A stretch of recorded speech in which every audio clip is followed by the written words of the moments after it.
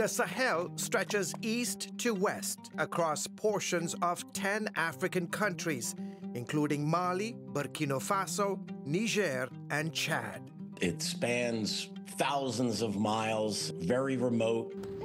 Here, the sun beats down relentlessly, the air dry and stifling.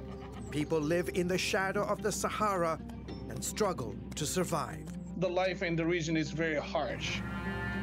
The reality is brutal, with 80% of the population living on less than $2 a day.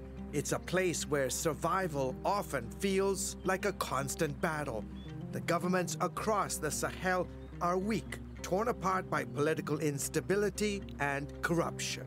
And into this void have stepped Islamic extremists. The Sahel's the epicenter of global terrorism. Steve Kelelea's organization, which publishes the annual Global Terrorism Index, shows the Sahel has become ground zero for global terrorism, surpassing even Afghanistan and Iraq. What we find is the number of deaths there have increased 10 times since 2019.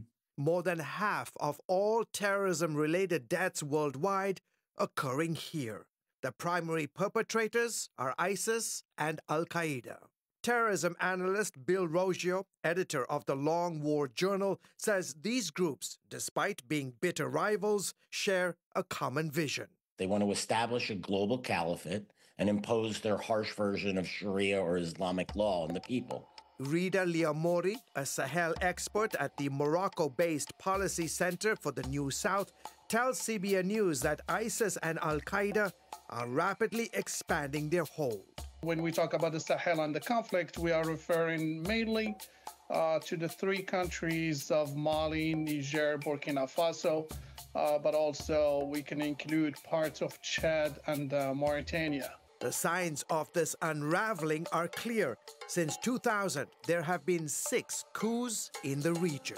You have weak African governments. You've had multiple juntas that have overthrown established governments that have been friendly to both the United States and the French. And it's become a very, very dangerous area. Here in Chad's capital, in N'Djamena, residents fear instability in neighboring nations could spill over its borders.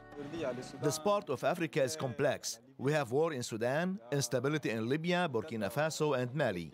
All these countries are in a state of chaos, and that can have an impact on Chad. While Christian humanitarian organizations like World Vision are trying to help, the situation remains dire. In western Chad's Lac province, Boko Haram's violent cross-border raids have left a trail of destruction by abducting women and children and forcing thousands to flee their home. It's a triangle between 3 countries, Chad, Niger, and Nigeria. Because of the militancy, they drive people in different directions through their activities. And so our humanitarian imperative drives us to go into these places because we know most of the people affected by this are women and children. In the last couple of years, the United States, along with the French, have really helped the Chadian government to come up with a very strong anti-terrorism unit that has aggressively gone after ISIS, Al-Qaeda, and Boko Haram elements operating within the country. The West, which once tried to stabilize the region, has been kicked out. The U.S. and France have been forced to withdraw from key bases in Chad and Niger, leaving behind a power vacuum that extremists are eager to fill. The U.S. spent hundreds of millions of dollars to build the air base in northern Niger, and then suddenly they have to leave everything behind. And it's the same thing, they have left Chad, they have left Mali, and they have left this void. Giving the terror groups more freedom. A country like Burkina Faso, half of it is considered to be under the control of Al-Qaeda. Al-Qaeda controls significant portions of Mali. The Islamic State also has significant presence in Mali and in Niger. Kelelea adds the threats are not confined to just these countries. Togo, Benin, and Ivory Coast now face danger as well. In February, Moroccan authorities arrested several individuals plotting attacks on behalf of ISIS. As the West retreats, Russia is seeking influence. securing arms deals with Mali, Burkina Faso, and Niger. In early April, their foreign ministers visited Moscow, where Russia pledged to arm and train a 5,000-strong force. In return, what Russia gets is access to a lot of the natural resources within these countries, especially gold.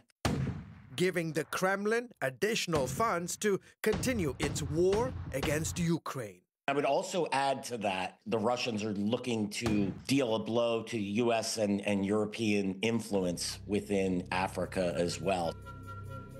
With Western powers withdrawing, Russia expanding its presence, and local governments faltering, the Sahel faces an uncertain future. Experts warn the growing Islamic threat will further destabilize the region. George Thomas, CBN News, Eastern Chad.